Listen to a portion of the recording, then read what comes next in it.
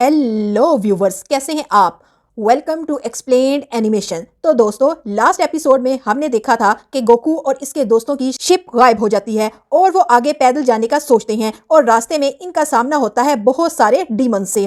फिर ग्लोरियो और गोकू दोनों को धूल चटा देते हैं। इसके बाद रास्ते में जाते हुए इनका सामना होता है डीमन रियल्म की मिलिट्री से और वो लोगों से अजीब सा टैक्स ले रहे होते हैं और वहां पर एक मिस्टीरियस कैरेक्टर की एंट्री होती है जो सबको इन टैक्स से बचाने आता है, लेकिन वो पकड़ा जाता है। फिर वहां एंट्री होती है गोकू की और गोकू इस कैरेक्टर को बचा लेता है और सारी आर्मी को मार देता है। इसके बाद वो लोग आगे बढ़ते हैं और अब आगे एपिसोड 5 का आगाज होता है इसी छोटी बच्ची से जिसकी गोकू ने जान बचाई थी। वो गोकू से पूछती है कि आखिर तुम इतने स्ट्रॉन्ग कैसे हो, क्योंकि हमारी उम्र तो एक जितनी लगती है, लेकिन तुमने तो पूरी फौज को अकेले ही डिफीट कर दिया। गोकू इसे बताता है कि ये सब प्रैक्टिस का नतीजा है, लेकिन वो बच्ची जो बहुत छोटी थी प्रैक्टिस का मतलब भी नहीं जानती थी। गोकू खुद भी उलझन में पड़ जाता है कि अब इसे प्रैक्टिस का मतलब कैसे समझाया जाए। तभी वो बच्ची कहती है कि चलो छोड़ो, मैं तो बस तुम्हारा शुक्रिया अदा करना चाहती हूँ कि तुमने मेरी जान बचाई। इसी दौरान वो देखती है कि गोकू के कान गोल हैं। वो हैरानगी से पूछती है कि तुम कौन हो और तुम्हारी नस्ल क्या है। गोकू इसे बताता है कि वो एक सेन है। ये सुनकर वो बच्ची मजीद हैरान हो जाती है क्योंकि इसने सेन नस्ल का कभी नहीं सुना था। वो गोकू से मजीद डिटेल में पूछती है कि तुम किस दुनिया से आए हो। गोकू और सुप्रीम काय उलझन में पड़ जाते हैं कि अब इसे क्या जवाब दिया जाए, क्योंकि वो इसे हकीकत नहीं बता सकते थे। तभी ग्लोरियो इंटरफेयर करता है और कहता है कि गोकू सेकंड वर्ड से है। सुप्रीम काय बच्ची की बहादुरी की तारीफ करते हैं और कहते हैं कि तुम में ताकत न होने के बावजूद तुम मैदान में कूद पड़ी। गोकू मुस्कुराकर कहता है कि हाँ, और साथ में बेवकूफ भी। वो बच्ची इसे चुप रहने को कहती है और कहती है अगर मेरा बम काम कर जाता तो मुझे तुम्हारी जरूरत न होती। ग्लोरियो इन बातों को नजरअंदाज करते हुए कहता है कि हमें देर हो रही है और वो वहां से जाने लगते हैं। बच्ची हैरानगी से पूछती है कि तुम लोग कहाँ जा रहे हो। गोकू जो बहुत मासूम है, इसे झूठ बोलने की आदत भी नहीं है, इसीलिए गोकू बता देता है कि वो लोग कैस्टल की तरफ जा रहे हैं।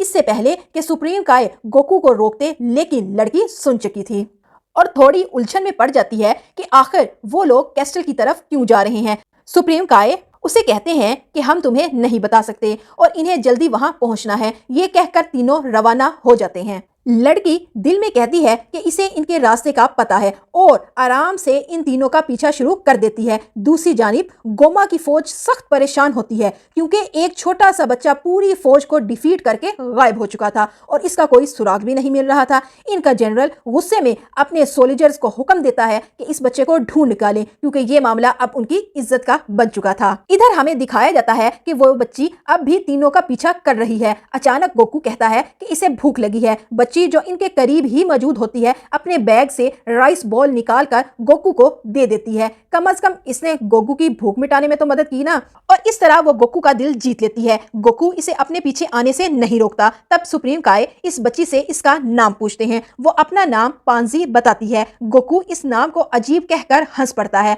जिस पर पांजी नाराज होकर पूछती है कि अच्छा अपना नाम बताओ। गोकू बताता है कि इसका नाम गोकू है, जिस पर पांजी कहती है कि गोकू का नाम इसके नाम से भी ज्यादा अजीब है। गोकू मजीद बताता है कि इसका एक और नाम है काकरात, जिस पर पांजी हैरान हो जाती है कि किसी के दो नाम कैसे हो सकते हैं। पांजी जो डीमन वर्ड से है गोकू से पूछती है कि वो कौन सी मैजिक ट्रिक जानता है। गोकू जो मैजिक के बारे में कुछ नहीं जानता उलझन में पड़ जाता है। वो इसे अपनी मैजिक ट्रिक दिखाने के लिए अपनी जबान से नाक छूने की कोशिश करता है, लेकिन पांजी इसे फौरन कहती है कि ये कोई मैजिक ट्रिक नहीं है। इस पर गोकू पांजी से कहता है कि तुम खुद ही कोई मैजिक ट्रिक दिखा दो। पांजी एक पत्थर पर तवज्जो मरकूज करती है और बड़ी मुश्किल से इसे थोड़ा सा हिला देती है, जिस पर गोकू बहुत इंप्रेस होता है।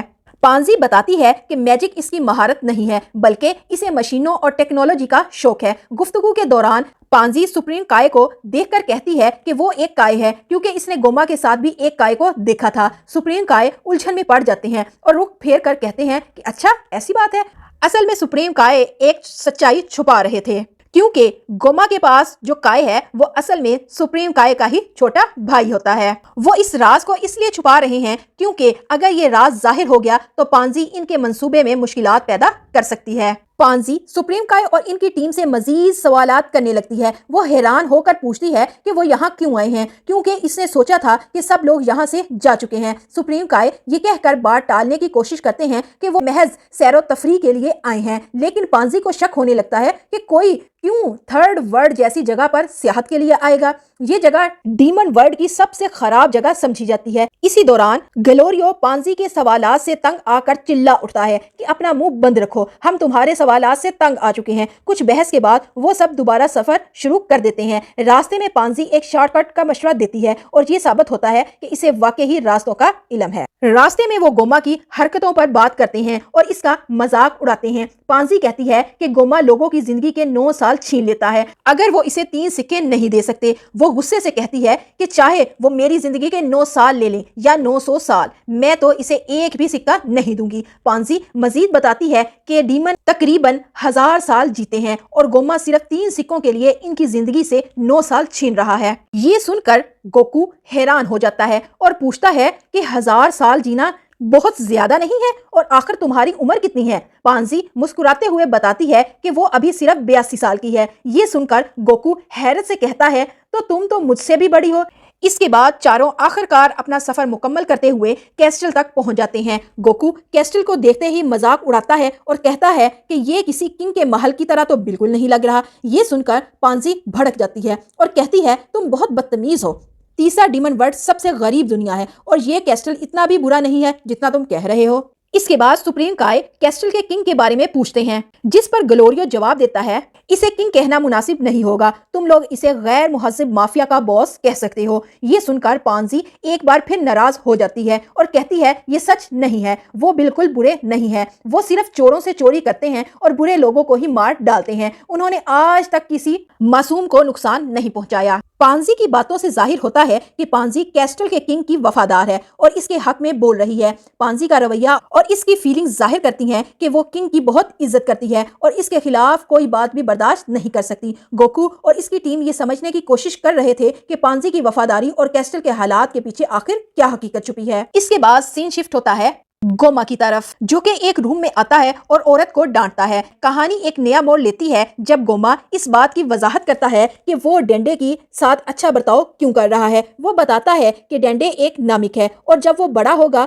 तो इनके लिए ड्रैगन बॉल्स को बुला सकेगा। गोमा का प्लान था कि डेंडे को दोस्त बनाया जाए ताकि वो इनसे फायदे के काम ले सके। दूसरी तरफ गोकू और इसकी टीम कैस्टल के करीब पहुंच जाते हैं। ग्लोरियो पांजी से कहता है कि वो वापस चली जाए क्योंकि कैस्टल में इसके लिए खतरा हो सकता है, लेकिन पांजी इंकार कर देती है। ग्लोरियो बहस के मूड में न होने की वजह से इसकी बात मान लेता है। कैस्टल के डोर पर 2 गार्ड्स इन्हें रोक लेते हैं, लेकिन जल्द ही वो ग्लोरियो को पहचान लेते हैं।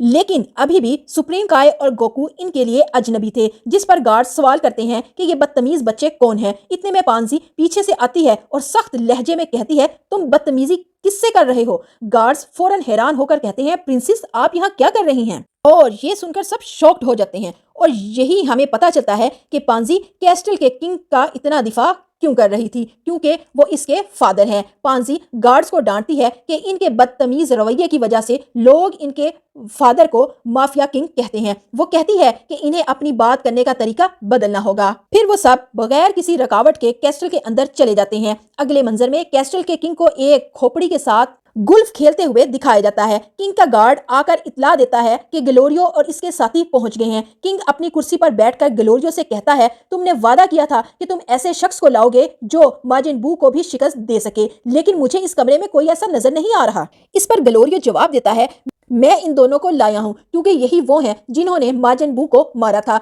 ये सुनकर किंग हैरान हो जाता है। कहानी मजीद दिलचस्प हो जाती है जब कैस्टल का किंग गोकू और सुप्रीम काय की एबिलिटीज पर शक करने लगता है और कहता है ये दोनों तो मुझे कमजोर लग रहे हैं, ये माजिन बू को क्या शिकस्त देंगे। इस पर सुप्रीम काय वजाहत करते हैं कि वो गोकू जितने स्ट्रॉन्ग तो नहीं हैं, बल्कि सिर्फ इसका साथ देने के लिए आए हैं, लेकिन वो इसकी बात की गारंटी देते हैं कि गोकू गोमा को आसानी से डिफीट कर सकता है। पांसी भी अपने वालिद को यकीन दिलाती है कि सुप्रीम काय सच बोल रहे हैं क्योंकि इसने अपनी आंखों से गोकू को गोमा की पूरी फौज को अकेले ही डिफीट करते हुए देखा था और गोकू ने इसकी जान भी बचाई थी। लेकिन पांजी अब भी इस बात पर हैरान है कि आखिर इन लोगों को गोकू की आखिर जरूरत क्यों है और उन्होंने इसे बुलाया ही क्यों है। इसके बाद किंग बताता है कि ग्लोरियो ने वादा किया था कि वो एक ऐसे शख्स को लाएगा जो माजिन बू को भी डिफीट करने की एबिलिटी रखता होगा। ये सुनकर पांजी को आहिस्ता आहिस्ता सारी बात समझ आने लगती है और वो कहती है तो यही वजह है कि तुम्हारे कान गोल नहीं है। पांजी को एहसास होता है